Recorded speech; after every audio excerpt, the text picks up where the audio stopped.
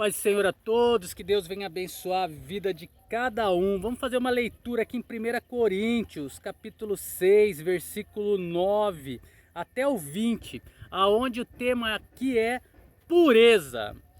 Não sabeis que os injustos não hão de herdar o reino de Deus? Isso desmente a doutrina não bíblica da eterna segurança incondicional. O que seria isso, amados irmãos? É dizer, aquele que aceita Jesus Cristo como seu único e suficiente Salvador e é batizado, está com o nome escrito no livro da vida e nunca mais o nome sairá de lá. Isso é mentira. Nós temos que caminhar sempre crendo na obra da cruz do Calvário, porque quando fazemos isso, qualquer pecado, qualquer erro que nós venhamos a cometer, o Espírito Santo estará pronto para nos revelar e nos auxiliar a sair do pecado. E o preço já foi pago na cruz. Nós não seremos condenados à morte eterna. Mas nós, deixando de crer na obra da cruz, aí não há o que pagar. Porque pela lei ninguém foi salvo e por ela qualquer tropeço é transgressão. É morte eterna, mas a cruz, a obra da cruz, ela nos dá o direito da vida eterna. E continuando, não erreis, as mesmas palavras ditas pelo nosso Senhor, olhai que ninguém vos engane, Marcos 13:5. Nem os devassos, nem os idólatras, nem os adúlteros, nem os efeminados, nem os sodomitas. A prova do cristianismo verdadeiro é a vida transformada. Transformada por quem? Pelo Espírito Santo. Só Ele pode transformar. O homem não tem força para abandonar o pecado. O homem não tem força nem por obras para sair do pecado. Somente Jesus Cristo, junto do auxílio do Espírito Santo, nos concede isso. Nem os ladrões, nem os avarentos, nem os bêbados, nem os maldizentes, nem os roubadores herdarão o reino de Deus. Refere-se àqueles que se consideram crentes, mas que ainda continuam cometendo os pecados mencionados, os quais o Espírito Santo diz que não são salvos, independentemente do que eles possam afirmar. E é o que alguns têm sido, antes da conversão, mas haveis sido lavados. O sangue de Jesus purifica de todo pecado.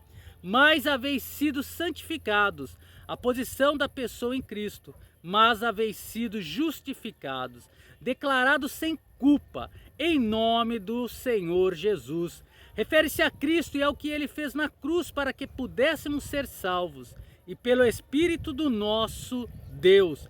Revela a terceira pessoa da deidade, trina, como operador nessa grande obra da graça. Todas as coisas me são lícitas. Diz respeito ao fato de que o cristianismo não é uma religião que consiste de regras, etc. Mas nem todas convêm, não são proveitosas. Todas as coisas me são lícitas, mas eu não me deixarei dominar por nenhuma. A graça não dá licença para pecar, mas liberdade para viver em uma vida santa. Os alimentos são para o estômago para o alimento. O alimento não contém nenhuma aplicação espiritual. Deus, porém, aniquilará tanto um como os outros. Não faça do seu ventre um Deus. Deus minúsculo aqui. Não é agradável ao Senhor, mas o corpo não é para a prostituição, senão para o Senhor. Nosso corpo é templo do Espírito Santo. 1 Coríntios 3,16 fala sobre isso.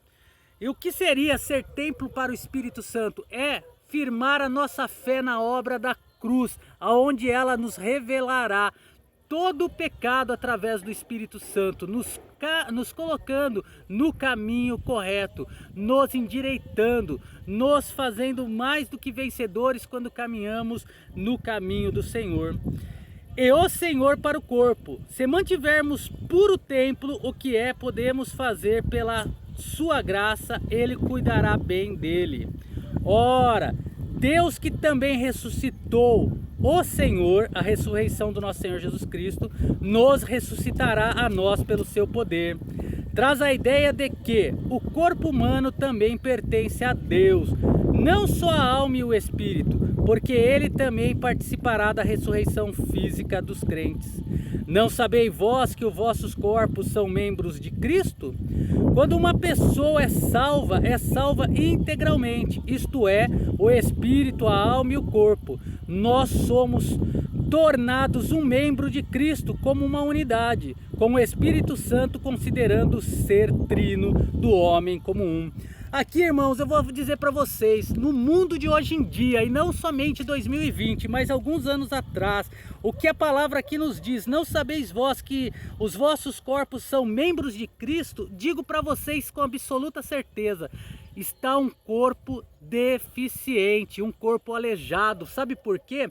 Porque líderes espirituais, pastores, pegam e ficam pregando que somente quem é membro da igreja dele é que vai subir para os céus, não fazendo com que o membro da outra igreja, da outra cidade, seja parte do corpo de Cristo, fazendo com que os irmãos, quando se cruzam na rua e o Espírito Santo revela que ali vem um evangélico e um dá a paz do Senhor, o outro nem olha na cara, vira o rosto, abaixa a cabeça, como se ele fosse maior, como se ele fosse melhor, como se aquele que deu a paz do Senhor não fosse nada. Mas não vos esqueceis que muitos, quando viram Paulo pregar, Pedro pregar, se prostraram e foram beijar os seus pés e foram beijar as suas mãos, e Paulo e Pedro deram um grande exemplo, dizendo: não façam isso, porque sou homem pecador como tu. Mas hoje em dia está tão feia, tão degradada o Evangelho de Cristo, fazendo que somente aquilo que é pregado dentro de quatro paredes é que vai subir aos céus, como muitas seitas dizem que somente eles vão subir aos céus. E olha que eu estou dizendo seitas, não estou nem falando igrejas do Senhor. Nós temos que vigiar, porque Cristo não está se agradando destas coisas. Nós somos iguais, nós somos pessoas que erramos, nós somos pessoas que caímos e pelo agir do Espírito Santo levantamos, mas nós não enxergamos o erro nosso, nós vemos somente o erro do próximo para acusação. E não é isso que o Senhor quer. O Senhor quer que nós exortemos para levantar o caído, para não deixar ele nas mãos de Satanás, mas para que ele possa voltar a caminhar junto de nosso Senhor Jesus Cristo. Tornando aqui no versículo 15 ainda, na parte B: tomarei, pois, os membros de Cristo e faloseis membro de uma meretriz. Olha só, isso afirma que cada parte de nosso corpo, incluindo os órgãos genitais, pertence a Cristo. Não por certo que isso nunca aconteça. Como? Como poderia alguém, sobretudo um crente, pensar que o Espírito Santo sancionaria o terrível pecado da fornicação? Não sabeis que o que se ajunta com a meretriz faz um corpo com ela? Muitas vezes eu ouvi e não compreendia. Quando nós começamos a estudar a palavra do Senhor, ler a Bíblia toda, nós vamos entender. Muitos pastores aqui em São José dos Campos, quando eu cheguei em 2013, 2014, acho que até 2015, eu ouvi muitos pastores falando que quando nós temos uma relação sexual, o homem com a mulher com o homem, ali passa a ser um corpo só. É pregado que se existe um espírito mau em uma das partes e no outro não, mas ele está cego e se deita com essa pessoa que tem um espírito mau, aquele espírito passa a coabitar também com aquele que não tinha o espírito mau, passando os dois a serem o que? Dados às obras de Satanás, que é o que? A prostituição, o sexo fora do casamento. E vamos dar continuidade aqui. Mas o que se ajunta com o Senhor indica a união mais íntima possível, simbolizada pela união sexual do marido cristão e sua esposa.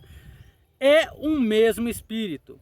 Reflete a mesma união com Cristo, embora num sentido espiritual, como a tem um marido e sua esposa num sentido físico. Fugir da prostituição. Não é uma sugestão, mas um mandamento. Fornicação, numa breve definição, refere-se a qualquer tipo de imoralidade.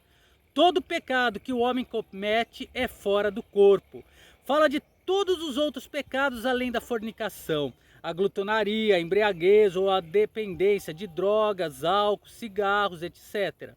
conquanto a fé tem o corpo de um modo negativo, tem sua origem fora dele, na fornicação. No entanto, a fonte da imundícia está no coração.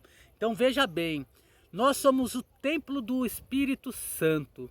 Aqui a palavra do Senhor me revela e revela a você que o ato sexual fora do casamento, com prostitutas ou apenas para saciar a própria carne, é aonde que faz com que nós venhamos a destruir o templo do Espírito Santo. É o único pecado aonde que Deus revela que nós estamos destruindo o templo. O álcool, é ouvir músicas que falam palavrão, fumar, usar drogas, isso, aquilo, você está degradando, está destruindo a sua alma, entregando a sua alma a Satanás. Mas o sexo, tido por Deus como prostituição, é aonde você destrói o templo do Espírito Santo. Ou não sabeis, neste momento, você já deveria saber, Paulo quer dizer aqui. Por quê? Porque os crentes já estão há anos na igreja, mas está na mesma rotina. A parábola do cego de Jericó, o filho pródigo, mas não se prega mais, não se ouve mais e nem se preocupa em andar em retidão, em obediência. Mas é a obediência, a retidão trazida pela palavra através do Espírito Santo é que vai fazer com que os meus olhos, que possam estar cegos como do cego de Jericó, sejam curados. É a fé, é o reconhecimento de que nada sou, mas que Ele tudo é, para trazer a mudança e a transformação na minha vida. Porque fostes comprados por bom preço. O preço foi o sangue de Cristo derramado no Calvário.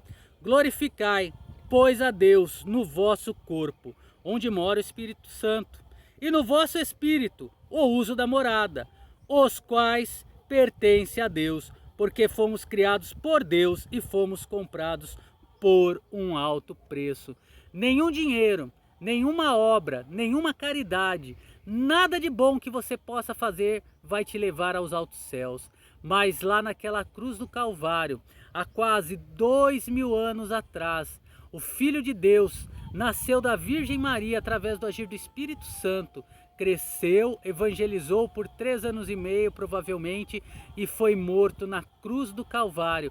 Por mim e por você que cremos nele como Filho de Deus, ressuscitou ao 3º dia e nos garantiu que enviaria o ajudador, o Espírito Santo, até que ele viesse arrebatar a sua igreja, onde primeiro ele vai acordar os que estão dormindo e depois vai arrebatar aqueles que estão vivos, onde depois virá a grande tribulação e depois virá a aniquilação, o trancamento de Satanás para sempre. Todos que creram nele estará nos altos céus, para a honra e glória do nome de Jesus, cantando santo, santo, santo é o Senhor. Que Deus abençoe a todos e sempre confirme nas Sagradas Escrituras, para que a minha palavra não esteja errada, porque eu como homem posso errar, mas a palavra do Senhor nunca erra. Um forte abraço e até o próximo vídeo.